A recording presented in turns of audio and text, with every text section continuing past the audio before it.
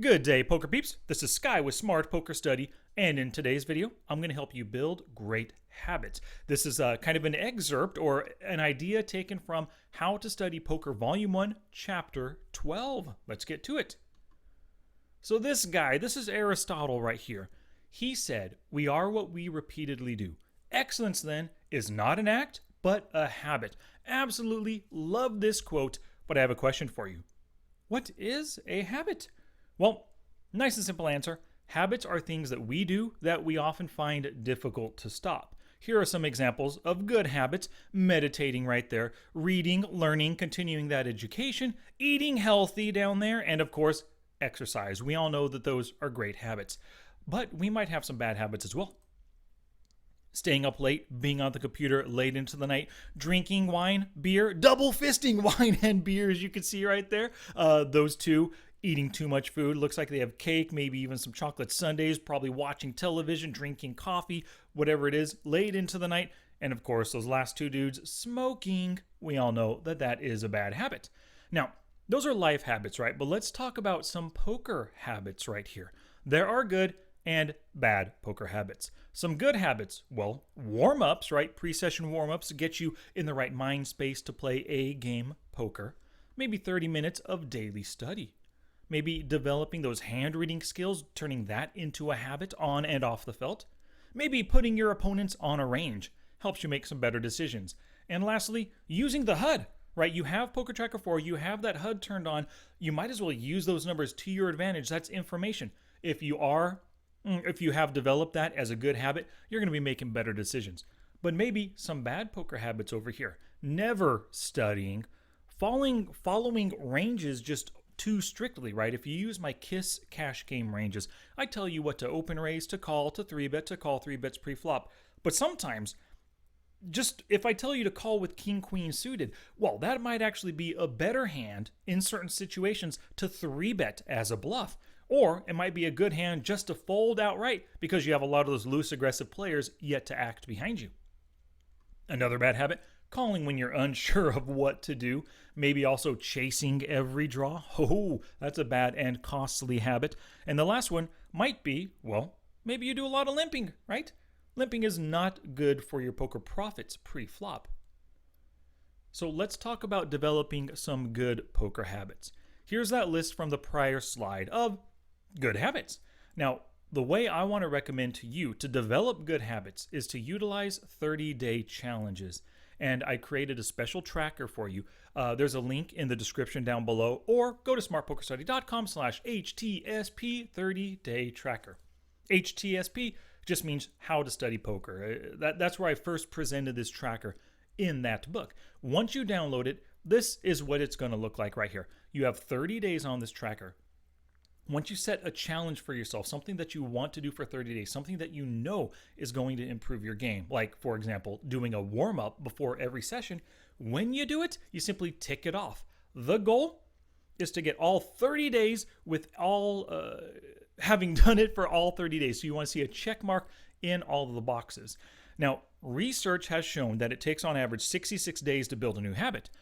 But if it's a brand new habit, something you've never done before, something that might be difficult to do, I recommend just start doing it for 30 days. Don't commit to that 66 days because that might feel a little bit too daunting, a little too difficult. You might get 4 days in and say, 66 days total, 62 more, how can I do it? Well, if it might be a little bit daunting, just go 30 days. Heck, go 14 days. And if you enjoy it, go for another 16 days. If you still enjoy it, do another 36 days to get that full 66-day experience, right? Now, that doesn't mean you have to do something for 66 days to turn it into a habit. You could develop a habit after 10 days and you know that it works, you know that it's beneficial. You're never not going to do it again because you saw the benefits over just those 10 days. But this 30-day tracker will at least get you started on taking action and doing something that you know is good for you to develop it, to turn it into a habit. Now let's get back to this slide right here. So let's say that you know you want to develop a habit of warming up every single day before your play session.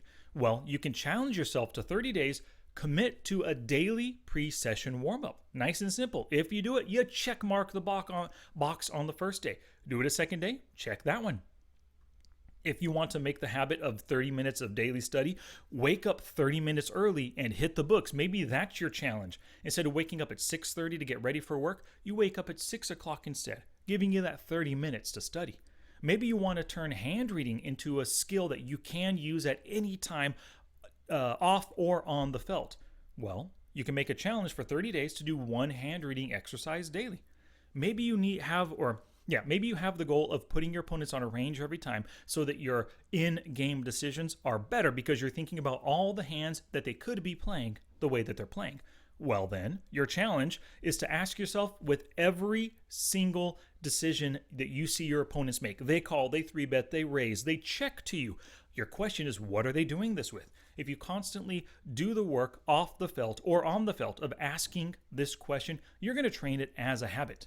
Now the last one, using the HUD. Maybe you want to get more use out of your HUD. You want to utilize that information right there. So you make a 30-day challenge to look at a stat before every button click. Somebody open raises before you call, you look at their open raising percentage in that position. When somebody c-bets you and they're in position, you're going to look at their c-bet stat in position before you decide to fold, call, or raise.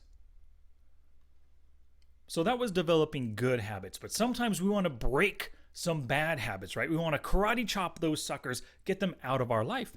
Maybe you have a bad habit of just never studying. All you do is play poker. Maybe you watch videos occasionally, but you don't spend too much time studying. Well, if that is your bad habit, you can create a 30-day challenge to do just 10 minutes per day. Anybody can do anything for 10 minutes a day. 10 minutes is nothing. You're watching this video for probably roughly 10 minutes. You could have not watched this video and chose to open up Poker Tracker 4 and review some hands instead. What if you have a bad habit of following ranges too strictly? If your range says to call with king queen, you can't help it. You have to call. You can never fold. You can never 3-bet either. Well, let's make a simple challenge of every time you enter the pot pre-flop, you simply ask, is this a profitable hand to play this way? Is it a good spot to call, to 3-bet? Is it better just folding here? Maybe you have a bad habit of giving your opponents too much value because you call when you're unsure of where you stand in the hand.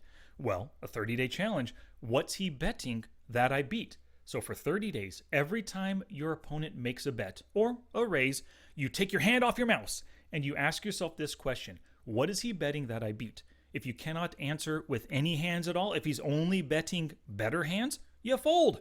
But if he's got a lot of hands in his betting range that you are ahead of, go ahead and make the call. What if you have a bad habit of chasing every draw? Well, for 30 days, you can learn the math, the outs and odds math that's associated with chasing your draws, and then run the math for every bet that you face when you hold that straight draw, the gut shot, the open ender, the flush draw, whatever it might be. What if you have that fishy habit of limping?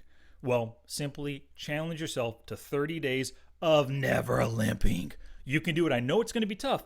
And the reason why it's tough is because maybe you've been playing a limping game for the past 7 years. You've been playing poker since 2013, always limping, wanting to see flops as cheap as possible. It's going to be a tough habit to break. So forcing yourself over 30 days to never limp, to either fold or raise yourself, well, it's going to be tough, but you can do it. So we've talked a lot in the past few slides about poker habits. Let's talk about some great life habits that you can adopt that are good for poker as well. The habit of not hitting the snooze button. Great. If you never hit the snooze, you can wake up easily at 6 a.m., get that 30 minutes of study before you got to get ready for work at 6:30. What about a good habit of eating healthy? Yeah, healthy food leads to a healthy body, leads to a healthy mind. Be playing and studying better. Getting plenty of rest, that's a great habit. Not staying up till 1 or 2 a.m. and then waking up at 6 or 7 a.m. No. Get enough sleep so that you're well rested so that you can make better decisions. Also, having the habit of just reducing stress, keeping stress to a minimum, right? So minimize that time on social media. Minimize your time watching the news and worrying about the news. Hey, if you have a stressful workplace, do what you can to reduce that stress. You got those stressful people in your life?